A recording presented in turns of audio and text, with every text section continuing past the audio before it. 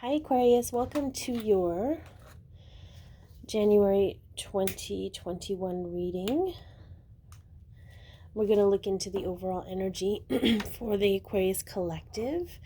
We're going to look at what crystal energy is going to support you this month, what spirit animal is here to support you this month, and what chakra is going to be a major game changer for you and is going to help you also. And then we'll get into the overall energy. We'll just kind of play with it and feel it out. And then there will be an extended version for those of you that are patrons. So we'll get more into that in the end, because we're just going to dive a little bit deeper into the aspects of your life. So we're going to focus on a lot on your personal growth, your love and romance, your abundance and income, and also what the new moon and full moon has in store for you this month. But right now, I want to see what crystal... Whoops, okay. All right then, I guess we're just going to do that. Spirit quartz. All right, so we have a 54. We have change through effort, which is creating an ending of a cycle for you. Of course, the book usually says something different, so I always go with my first intuition, and then I read from the book, because the book's got a lot of insight, and it's a lot of information that I just can't memorize. So the crystal spirits, Colette Baron Reed. And if we look at 54, where are we at? Connecting to community, universal love, harmony, and cooperation. We heal in partnership, the strong lifting up the weak, taking turns supporting each other. So I really feel, I kind of felt this when I tapped into the collective energy, that you're not meant to go things alone anymore. You're meant to find community, especially if you're going through a lot of changes and shifting from where you were before to a new place that's really unfamiliar to you. To not keep it all to yourself, to try not to figure it out all yourself, but to rely on others if you can to help you through that. And it's not that they're going to do the work for you, because I know that's not what you want. It's just that they're going to support you in the work that you are doing, so you don't feel so alone. Okay. All right, let's see. Oh, okay. Well, we got two. Look at that. Okay, so we have the crow and the snake. Okay. One's of air, one's of earth. So very interesting. The crow is always about high intelligence, right? Like, it's always about... I love that it has sort of like the world in its claws. And then we have the snake, and it has the Merkaba, or the world, in its grasp as it cycles through. But I feel like this is more about being grounded with your knowledge, and it's going to help you sort of anchor in what you're learning, instead of being, in case you're being swept away by the things that you are... I almost feel like an overwhelm of, how do I put this? An overwhelm of knowledge. Almost like a rabbit hole. You know, when you go down a rabbit hole and it's like you're not really sure what you retained or not. But the snake's here to kind of ground that out.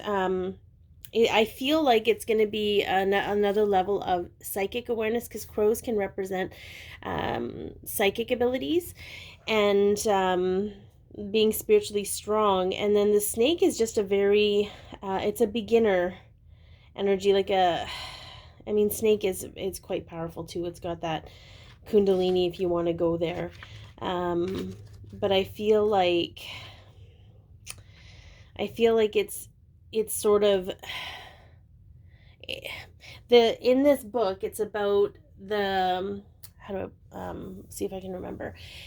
In the book, it's about the guardian of unawakened spiritual or psychic potential. So I feel like this is very much helping you not be overwhelmed by the opening up of your psychic abilities. And that could be what's coming to an end, is sort of not floundering with them, but struggling with them, just really owning them and tapping into them and allowing them to integrate Okay, so I really feel like that's going to be a huge part of your month, Aquarius, is just letting go of the reins a little bit and allowing your psychic ability to open up and embody, become an embodiment of who you are, a part of who you are.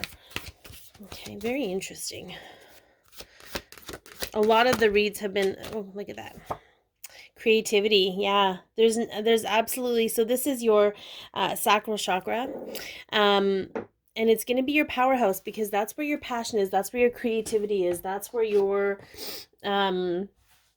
the fire, if you will, that fuels you, that's where that's housed. So the more creative you are, the more you can play in that energy, the more you can tap into your spiritual psychic gifts and allow, and it's not, everybody's gifts are going to be different, okay?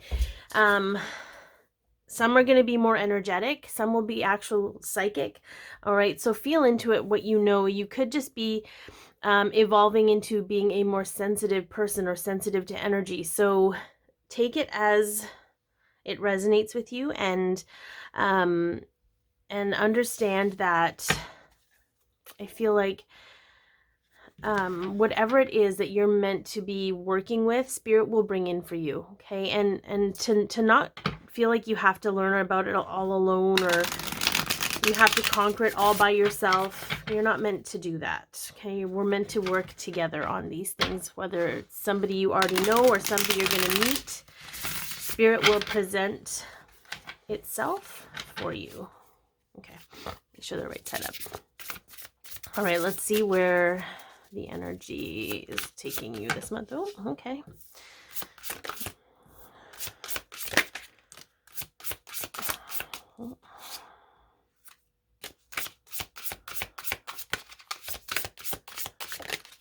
Okay, one kind of flipped. Okay, so we got lots of inspiration energy. Queen of Inspiration, look at that. Okay, Queen of Inspiration. The Knight of Inspiration in reverse. Oh, look at that. Awakening. Didn't we just talk about that? The Moon. And then 10 of Inspiration. So this is the wand. Inspiration is wands. Okay, but I'm going to take it as like the inspiring energy it's meant to be. I feel this is very interesting. Because what the 10 of Inspiration is showing me, okay, look at all she's got this magical pot, but she doesn't know what vase or vase or whatever you want to call it. I mean, I'm one of those horrible people that says it wrong, but she doesn't know which one to put it into. I feel like perhaps the group I'm connecting to are a diverse group of people that have a wide knowledge base of a lot of different things, and they're not really sure what to put their energy into. The Queen of Inspiration is just being empowered to allow yourself to explore. Okay, and what I love about it being the Knight of Inspiration in reverse, in between Awakening and Queen of Inspiration, if it was right side up, I would be like, okay, there's a lot of back and forth here. You could be in fear of doing something, but because it's in reverse, I really feel like this energy that you're allowing in is helping you get past those blocks you've experienced in the past of not really sure where to go with things and kind of holding yourself back, even though you had this strong urge to move forward. I really feel like that's kind of shifting out for you this month. And then we have the Moon, and the Moon to me is normally, fear creating illusions, but I feel because it's sort of this, I mean, it could, we're going to get to the secondary part of that because they're coming in with a little bit of a message of why that could still resonate. But I really feel this is more the power of the Moon and tapping into the incredible intensity of that cycle and allowing it to help you develop your awakening. So perhaps you could even tap into the Moon energy anytime, but you can participate more in the new moon or full moon cycles, and that will help you anchor in whatever it is you want to do. And on the flip side of this, there's this part of you that's like, well, I could do all of these things or any of these things, and I'm not really sure what to choose. So some of you are a little bit in fear of choosing the wrong thing.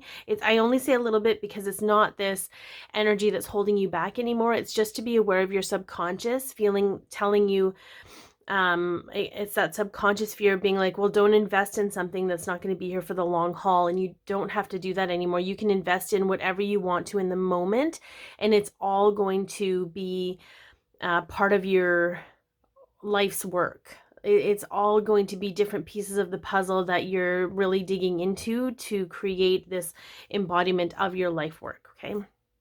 So I think that's very fascinating. All right, let's move these up a little bit. Okay, so we have the Ace of Inspiration, the Two of Inspiration, lots of wand energy, and I shuffled these really well, just so you guys know. Okay. The Page of Voices, sorry, because Justice was right here. We have Justice, and then Nine of Inspiration. Holy Hannah. Okay, so here we have the Four of Emotions, the Eight of Voices, the Temperance card, and the Death card. So what I love about this is the Four of Emotions is the Four of Cups. It's that boredom, it's that apathy, it's that feeling,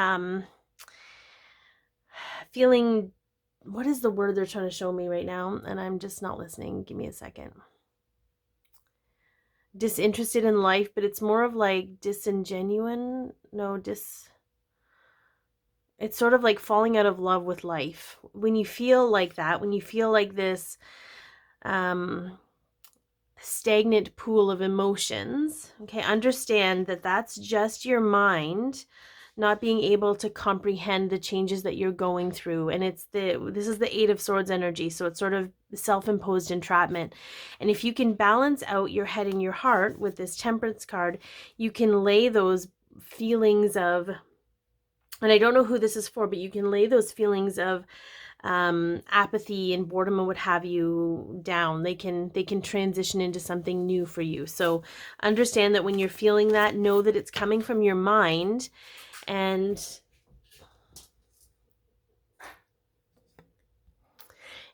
so sorry, my cat decided she wanted to come in.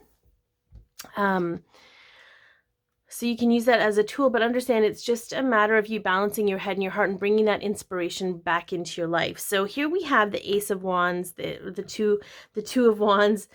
I really feel like, so this is going to be really interesting because with this Page of Voices and the Two of Inspiration, you've made a decision, but you're not sure how to act on it. So you may be finding yourself doing a lot of research and trying to figure out exactly what it is or how you want to go about doing things. However, what I'm being shown with this, especially with the Nine of Inspiration and the Justice card here, understand that part of that is your protective mechanism of being afraid to just jump into something and give yourself to it. And there's nothing wrong with doing things either way. It's just not to let yourself get too caught up in the planning stages and actually be starting to act on certain things.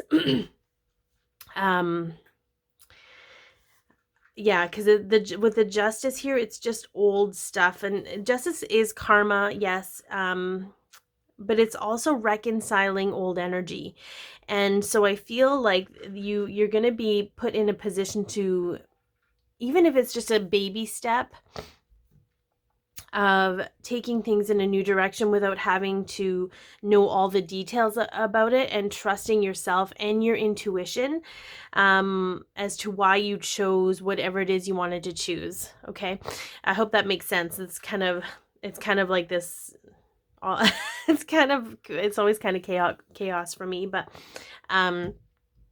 understanding that.